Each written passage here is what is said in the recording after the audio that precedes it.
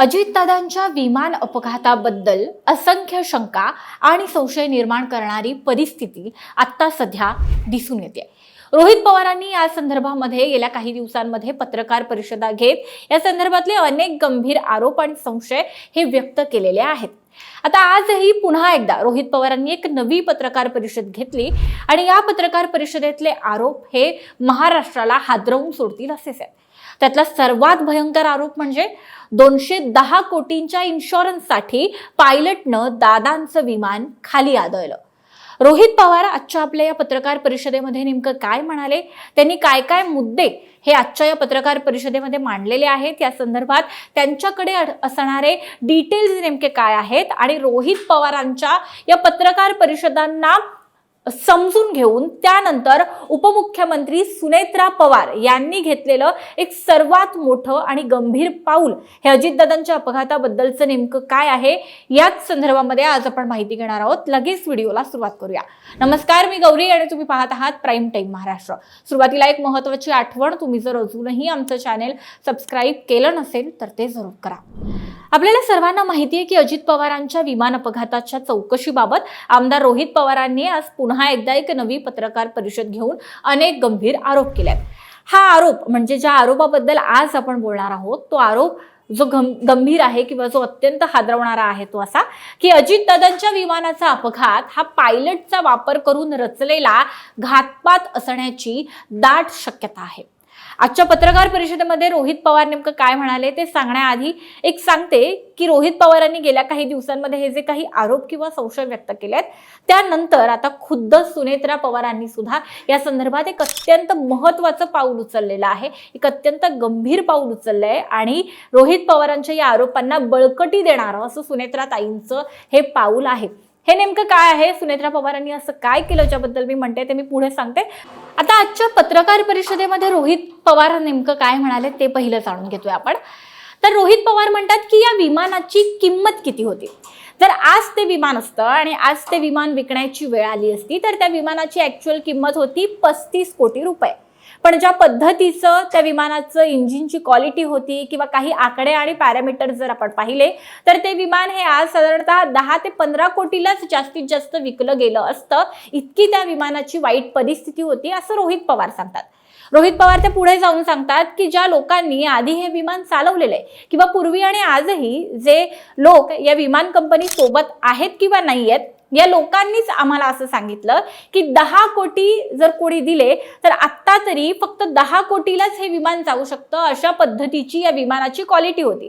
म्हणजे लक्षात घ्या, 35 कोटींचं ऍक्च्युअल विमान विकलं जाऊ शकतं, पण त्या विमानाचा एकंदर दर्जा पाहिला तर ते विमान आताच्या घडीला 10 ते 15 कोटींवर आलं होतं। म्हणजे त्या विमानाची परिस्थिती आपल्याला समजते।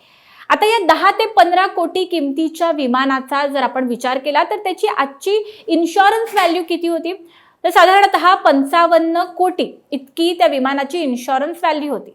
पण तरी सुद्धा त्याचा लायबिलिटी इन्शुरन्स किती होता, तर तो होता तब्बल 210 कोटी। म्हणजे आत बसणारी लोक, त्याच्यानंतर जर ते विमान कुणाच्या घरावर पडलं तर किंवा जर कुठल्या व्यक्तीवर कुठल्या जनावरावर पडलं तर 210 कोटी इतकी त्या विमानाची टोटल लायबिलिटी व्हॅल्यू होती। आता यामध्ये पायलट सुद्धा आला, विमानातले 5ही जण आले या लायबिलिटी इन्शुरन्समध्ये।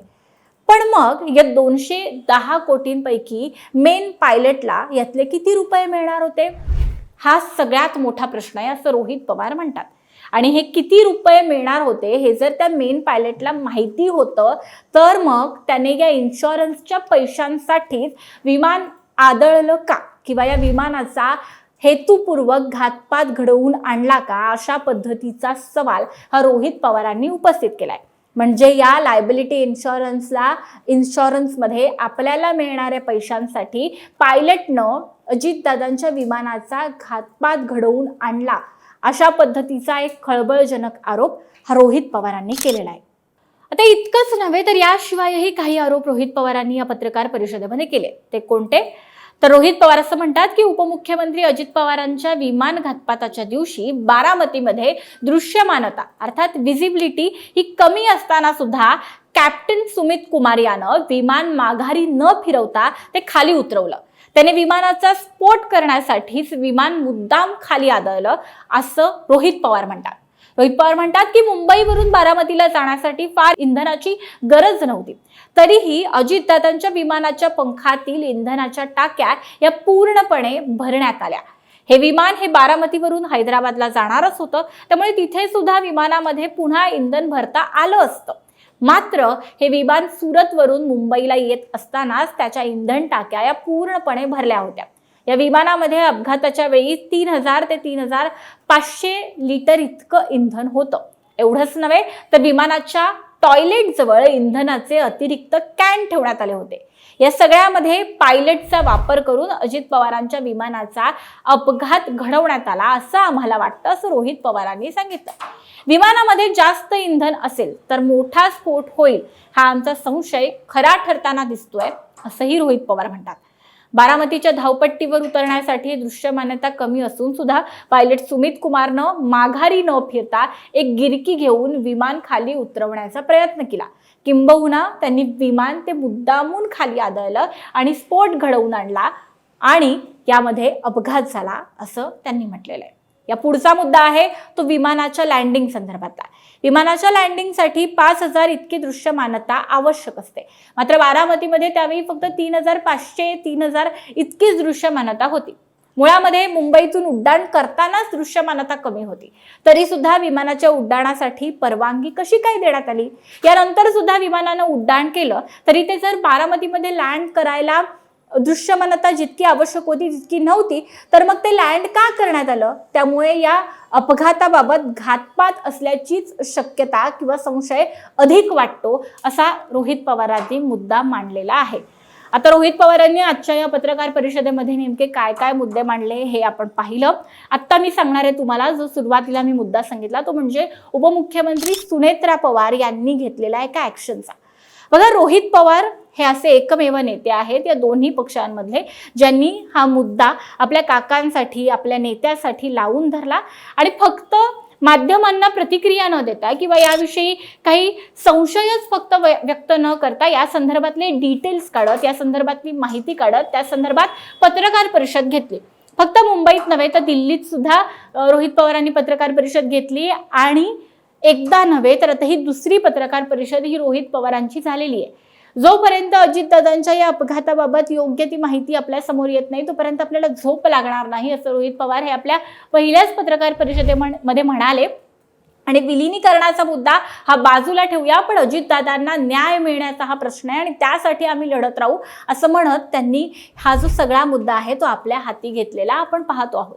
आता रोहित पवारांनी हे जे काही मुद्दे हे सातत्यानं आतापर्यंत मांडलेत आणि जे काही संशय आतापर्यंत व्यक्त केलेले आहेत त्या संशयांना आता कुठेतरी बळकटी देण्याचा एक पाऊल हे सुनेत्रा पवार यांनी उचललेलं पाहायला मिळतं.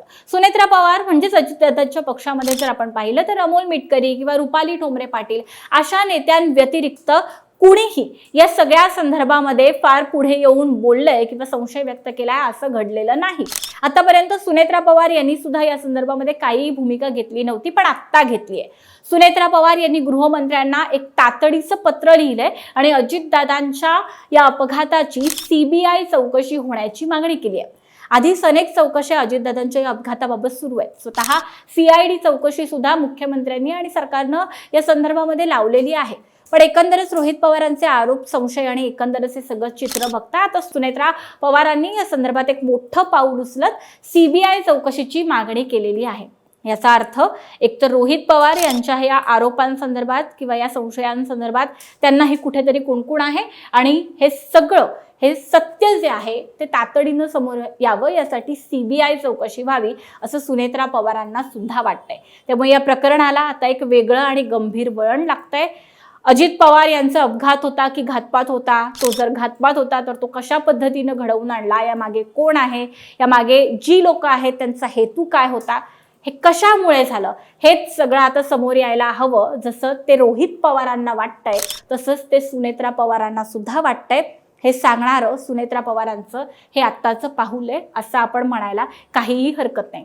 आता या सगळ्या संदर्भात सुनेत्रा पवारांचं हे पत्र असू देत, त्यांचे सीबीआय चौकशीची मागणी असू देत, किंवा रोहित पवारांच्या या पत्रकार परिषदा, त्यांचे आरोप आणि त्यांच्या मागण्या असू देत, या सगळ्या संदर्भामध्ये काय अपडेट्स येतात, काय माहिती समोर येते, त्या संदर्भामध्ये काय ॲक्शन घेतली जाते, हे सगळं पाहणं अत्यंत महत्त्वाचं आहे.